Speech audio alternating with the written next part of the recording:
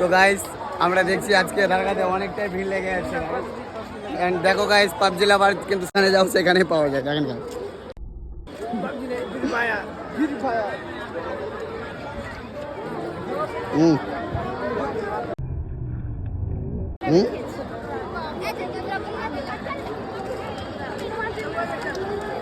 তো guys finally দেখতে পাচ্ছ কতটা ভিড় লেগে আছে আমাদের দরগা শরীফে।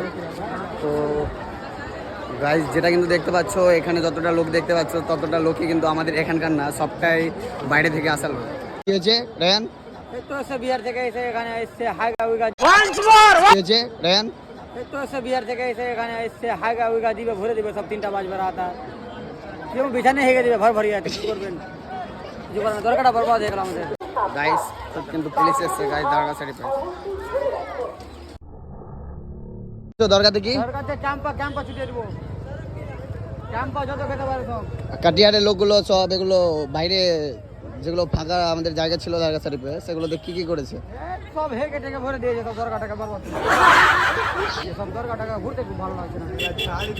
মানে বলতে চাইছো ওকে পা দেওয়া যাবে না না দরগা শরীফে? না, না, যে কাজ করেছে যে কি একদম পা দেওয়া যাবে না, দূর থেকে সেন্ট মারতে হবে।